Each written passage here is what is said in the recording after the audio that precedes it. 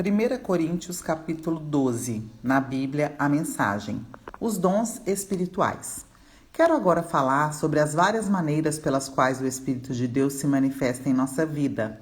O tema é complexo e quase sempre mal compreendido, mas vocês precisam ser informados. Vocês se lembram de como eram quando não conheciam Deus, mudando de um Deus falso para o outro, sem saber o que estavam fazendo, apenas imitando o que todos faziam? Na vida cristã é diferente. Deus quer que usemos a inteligência. Por exemplo, usando o raciocínio, vocês sabem perfeitamente que o Espírito de Deus jamais induzirá alguém a dizer "Maldito Jesus".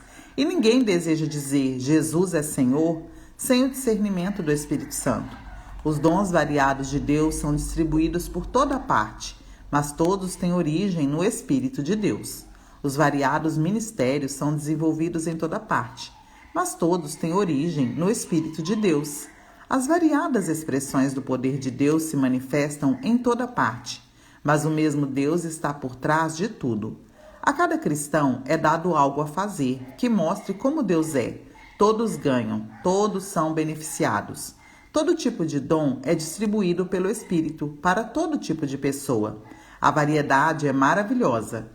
Conselho sábio, entendimento claro, confiança sincera, cura dos enfermos, milagres, proclamação da palavra, discernimento de espíritos, línguas, interpretação de línguas. Todos esses dons têm uma origem comum, mas são distribuídos um a um pelo Espírito de Deus. Ele decide quem recebe o que e quando. É fácil entender como essa diversidade funciona se olharmos para o corpo humano. Nosso corpo está dividido em muitas partes, membros, órgãos, células. Mas a despeito de tantas partes, ainda é um corpo. Ocorre o mesmo com Cristo. Por meio do seu Espírito único, dissemos a Deus a nossa vida incompleta e sem sentido. Costumávamos tomar decisões de forma independente, mas agora vivemos uma vida plena e integrada em que Ele tem a palavra final em tudo. É o que proclamamos em palavra e ação quando fomos batizados. Cada um de nós é agora uma parte do seu corpo ressuscitado, renovado e sustentado por uma fonte, seu Espírito, da qual todos nós bebemos. Nossos antigos rótulos como judeu ou grego, escravo ou livre, não têm mais utilidade. Precisamos de algo maior, mais abrangente. Quero que entendam que tudo isso faz vocês terem mais importância. Um corpo não é apenas uma parte ampliada. O corpo é o conjunto de partes diferentes, mas semelhantes em combinação e que funcionam em conjunto. Faz algum sentido o pé dizer, não sou tão elegante quanto a mão, embelezada com anéis, por isso acho que não pertenço a esse corpo? Se o ouvido disser, não sou importante como o olho que tudo vê, por isso não mereço estar na cabeça, vocês iriam querer tirá-lo do corpo? Se o corpo fosse todo olho, como poderia ouvir? Se fosse todo ouvido, como poderia cheirar? Mas sendo do jeito que é, podemos perceber que Deus pôs cada parte do corpo exatamente aonde Ele quis. Quero também que entendam que a diversidade mantém a importância de cada parte, impedindo que cada um dê valor apenas a si mesmo. Por melhores que sejam vocês, só tem importância por fazerem parte do corpo. Um olho enorme ou uma mão gigante não seria um corpo, e sim um monstro. O que temos é um corpo com muitas partes, cada uma do tamanho apropriado e em seu devido lugar. Nenhuma parte é importante por si mesma.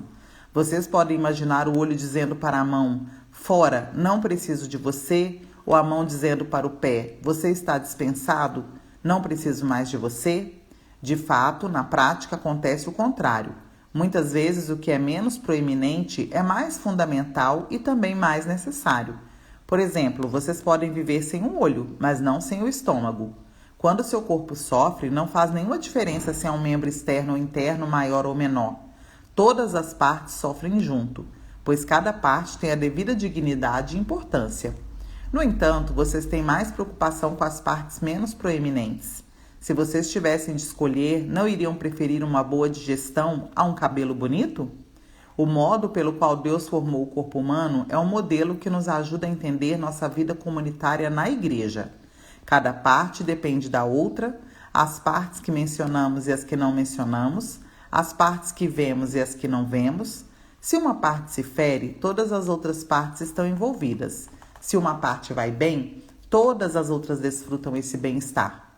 Vocês são o corpo de Cristo, é o que vocês são.